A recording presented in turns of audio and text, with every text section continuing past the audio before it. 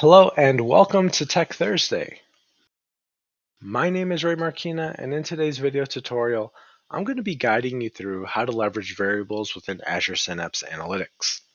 More specifically, we're going to be looking at how we can increment a variable within an iteration activity. The use case that I have outlined here is, let's imagine that we created a pipeline and that this pipeline has an upstream dependency. Oftentimes, those upstream processes may fail, potentially leaving our application to run indefinitely, especially if we're using iteration activities such as an until loop. It's important as data engineers that we instill guardrails into our application to prevent this from happening, as well as to prevent any unnecessary overhead from occurring. So if we turn to the until activity that I have in front of you, you're going to see that within the expression, I'm passing a variable. And this variable is going to return true or false. The way that the until activity behaves and operates within Azure Synapse pipelines is if the evaluation is false, this will continue to run. However, if the evaluation is true, this will break the loop and then the application will finish, or this process will finish. So if we dive into the until activity, you can see that I have two additional tasks, a get metadata task, which is responsible for passing in the argument of exists. What's happening here is it's just checking to see if a file referenced in my data set exists or not. And then what's happening is we're taking a variable and we're passing that exists value to this exists variable.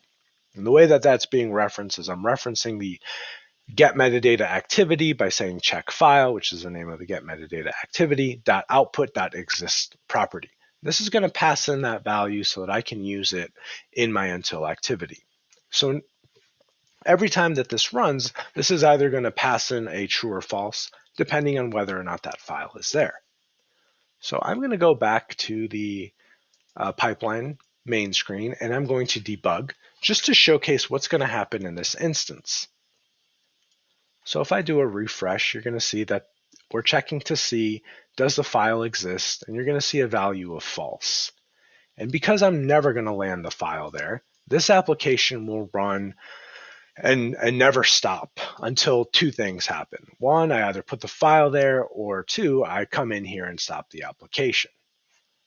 I'm going to look at it one more time. Does the file exist? False. And you can see that we've already run this a handful of times. So I'm going to pause this. And what we're going to build together is a mechanism to insert a way to stop this from happening when we realize the file's never coming. And we're going to do that by using variables. So if I go back to the main screen here, you can see that we have a tab called variables. This is where I'm going to start to add some of the variables that we're going to need in order to achieve this. The way that we're going to do this is we're going to take a variable and we're going to increment on it so that we can count how many times the loop has operated or how many times the loop has iterated upon. So I'm going to create a variable called incrementer. I'm going to give it a value of 0. Now, Synapse Pipelines is a little bit nuanced in the way that it behaves. You can't have self-referencing variables, but I'm going to act as if we could so I can showcase the error that would happen within this application if I did not add another variable. So we're going to go back in. I'm going to set a variable. We're going to go to increment. And we're going to use a math function to do the addition of 1. So this is a function called add, and this is going to take two parameters. We're going to pass in the incrementer, which has a value of 0, and we're going to say just add 1 to it. And you can already see that I'm getting an error message here, basically saying a variable cannot reference itself in the expression. So a workaround that we're going to be using here is we're going to be adding an additional variable, maybe a variable that closely shadows the incrementer variable. So we can call this temp variable. Maybe we call it temp incrementer. So we'll call it temp I. We'll also give it a value of 0. And now we are able to set this particular variable to the incrementer. So we're going to use the temp I and we are going to use that same function, that math add. But instead of now using temp I, we're going to use the variable that is that we can now use, the incrementer variable, and pass it to 1.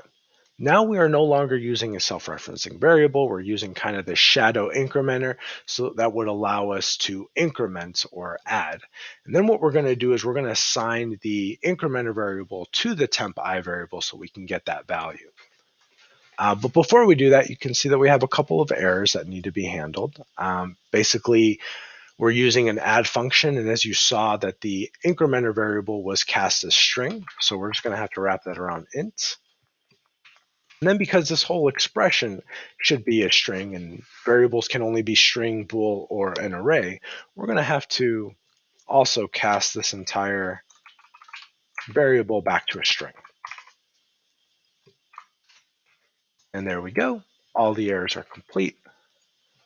So now what I'm going to do is, so now what we've done essentially is we've taken a variable and we've added to it. So we can say that this is kind of like our I++.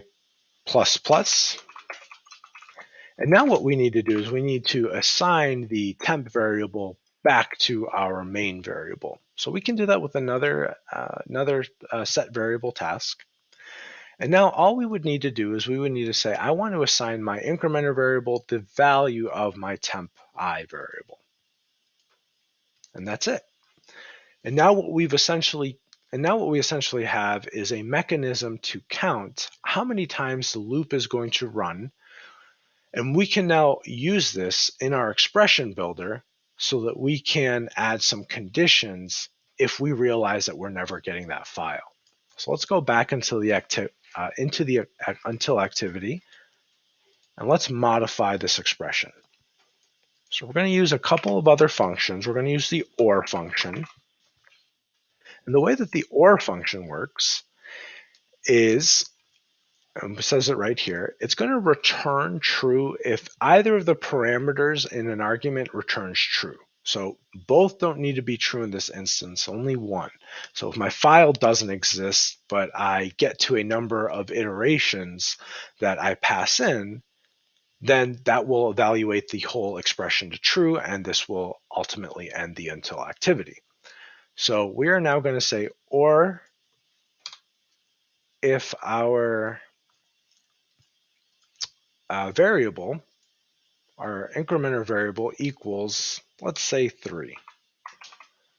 So now what we're essentially evaluating here is if the file exists or if the incrementer goes through 3 loops, return true.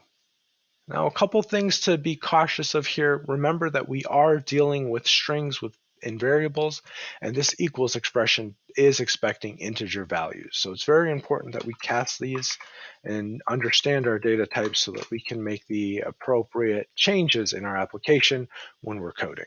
So I'm just going to cast this to an integer so that this evaluation will be true. Okay, so now that the evaluation is done, I'm going to hit run or hit debug one more time.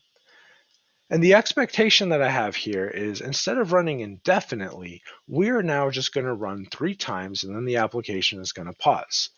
Again, this is going to be very useful in those cases where we need an application to run and we're not sure when we're going to get it, but we can pump the brakes on the application just in case we may never get that file. Again, this is going to reduce our overhead, and this is going to just give us a lot more precision in our developing of our application. So as you can see, the application has finished running. If I look at what the variable was last set to, you can see that it's that 3 number that we specified, and that is because the value returned true. So this is no longer a pipeline that is running indefinitely. It's a pipeline that is running with a condition using the power of self-referencing variables. That's going to conclude our Tech Thursday video tutorial. I hope you found something of value today. Thank you so much, and we'll see you in the next one.